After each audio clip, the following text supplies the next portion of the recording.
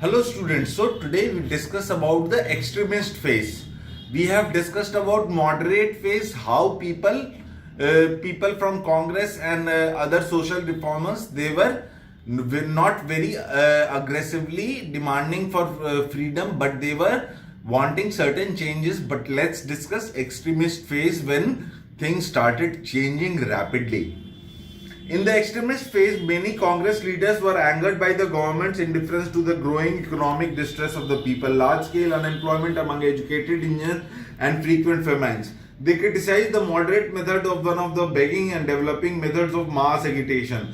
Bankim Chandra Chatterjee's patriotic song Vande Mataram embodied the new spirit. Bal Gangadhar Tilak, Lala Lajpat Rai, Bipin Chandra Pal, and Aurobindo Ghosh were noted extremist leaders. So what happened in extremist phase? Extremists, they considered moderates to be beggars. They thought that Britishers were not taking effective measures when there were famines or any certain problems. So they started demanding freedom. Vande Mataram became a popular song, and all these aspects they started gaining momentum. Tilak's role. Tilak or Bal Gangadhar Tilak organized the masses through religious festivals such as the Ganpati festival and celebrations in memory of Shivaji and other great historical figures. He campaigned against heavy taxes. He also criticized the government for its indifference during the devastating plague at Pune in 1896 to 97. For this, he was tried and imprisoned in 1897. Tilak asserted, Swaraj is my birthright and I shall have it. Thus, Swaraj, meaning self-rule, became the new goal of the extremists. So Tilak was very effective. He gave the slogan that Swaraj is my birthright and I shall have it, and it became very famous during the India's struggle for independence. Partition of Bengal. Many of the policies of Viceroy Lord Curzon went against the interest of Indians and angered the extremists. Bengal, an important center of the national movement, was at that time a very large presidency comprising present Bangladesh, West Bengal, Bihar, Jharkhand, Assam, and parts of Odisha. Curzon partitioned Bengal in 1905 on the pretext that it was unmanageable for administrative purposes. The partition, however, was based on religion. It separated Assam and Muslim majority East Bengal, Bangladesh from the remaining parts of the presidency, which had a Hindu majority. This attempt to destroy the unity of the Bengalis sparked off an anti-partition movement marked by fast processions and the singing of the Vande Mataram. Hindus and Muslims tied Rakhi on each other's wrists to demonstrate brotherhood. At this time, Rabindranath Tagore composed the song Amar Sonar Bangla, which was later adopted by Bangladesh as its national anthem. The anti-partition movement spread to some other parts of India such as Andhra Pradesh, where it was called the Vande Mataram movement. See what happened. Lord Curzon from the British territories, he partitioned Bengal, he partitioned Bangladesh, and he partitioned Bengal, rest of the Bengal. So basically he divided Hindu and Muslim majorities. So these people, they started rebellion and they started keeping fast, and they started using Vande Mataram as their rebellious song. So basically this is what happened, and in this regard the Vande Mataram movement started. New methods of agitation. The extremists adopted boycott and Swadeshi as the chief methods of agitation. Boycott involved rejecting everything British, goods, offices, and education. British goods were publicly burned. Students boycotted their classes and joined the movement. For the first time, Indian women joined the movement in large numbers. So boycott was basically rejecting everything that was British. They started boycotting. Swadeshi. This Swadeshi is basically adopting our own. Swadeshi is from our own country. Swadeshi means of one's own country. To the nationalist, it means the use of Indian goods. It promoted self-reliance and establishment of new Indian industries producing textiles, matches, soap, oil, etc. Jamshedji Tata initiated his iron and steel industry, and V.O. Chidambaram Pillai set up his steam navigation company.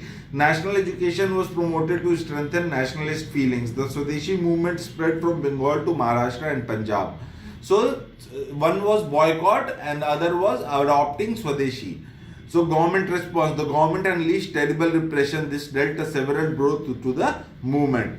British policy of divide and rule. Let's discuss British policy of divide and rule. The British felt threatened by the unity of the Hindus and Muslims during the anti-partition movement in Bengal. So they followed the policy of divide and rule. They spread the belief that the political and economic interest of the Hindu and Muslim were different. So British, they started dividing Hindus and Muslims. Formation of the Muslim League. In 1906, Nawab Salimullah of Dhaka and some other important Muslim leaders founded the All India Muslim League in Dhaka to protect and promote the political interests of Muslims in India. The League supported the partition of Bengal. It demanded reservation for Muslims in government services. Later on, it also demanded political representation for Muslims through separate electorates.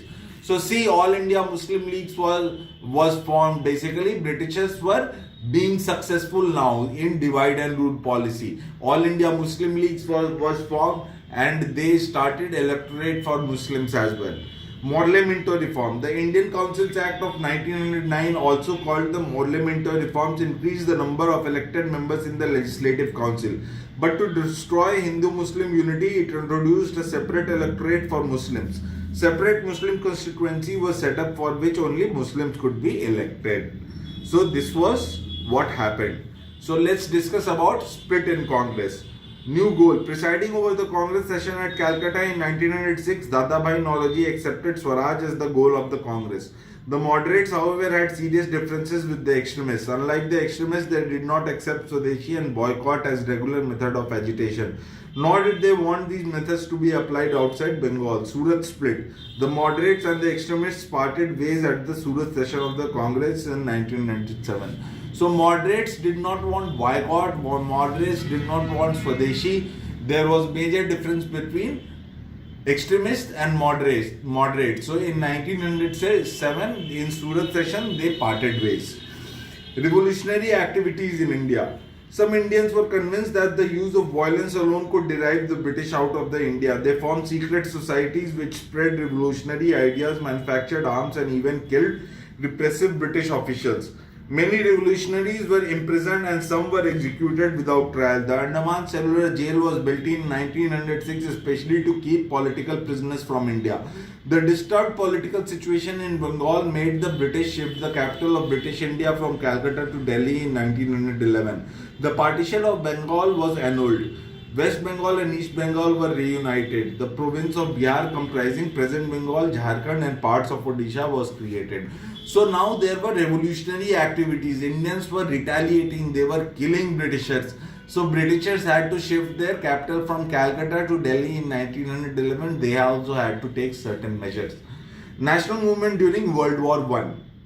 During the First World War from 1914 to 1918, the Congress cooperated with the British war effort. Huge numbers of Indian soldiers were sent overseas to fight for the British. The war caused a severe scarcity of essential goods and a steep rise in prices. This caused the widespread economic distress, but industries such as iron, steel and textile flourished by producing war supplies and by meeting the local demand created by fall in imports.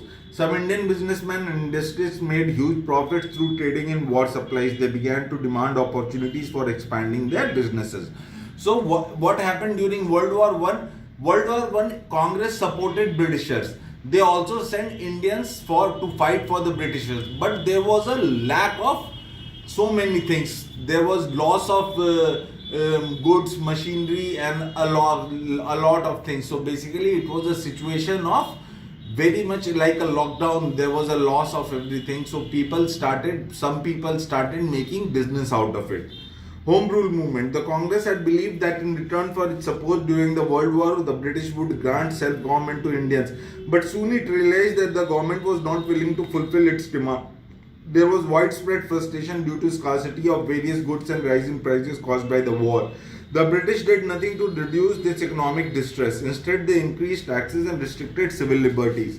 So what happened? Home Rule movement. Congress was expecting that British would grant freedom to India, self-rule would be given to Indians. But British were not in favor of that. They tightened their ropes on Indians.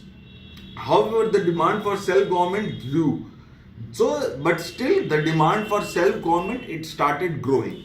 Bal Gangadhar Tilak established the Home Rule League in April 1916. Annie Besant, inspired by the successful Home Rule movement in Ireland, started the journal New India to spread the message of freedom among Indians.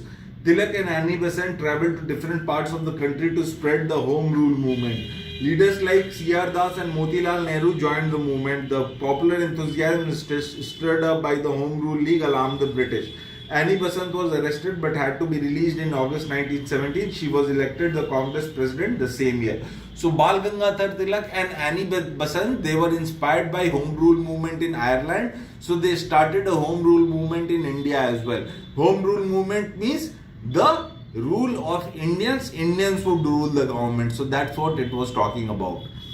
Lucknow session of 1916. In 1916, the moderates and extremists united at the Lucknow session of the Congress. At the same time, the Congress and the Muslim League signed the Lucknow Pact. They demanded self-government for India, although based on separate electorates. These developments strengthened the national movements. In Lucknow session of 1916, after the split of 1907, extremists and moderates, they united again. And they wanted self-rule again. So this was basically start of the national movement in India. So this is basically India's struggle for freedom. So this is how India struggled for freedom, and eventually they got freedom in 1947. So we stop here. Our chapter is finished. We'll begin a new chapter in our next class. Have a good day, students.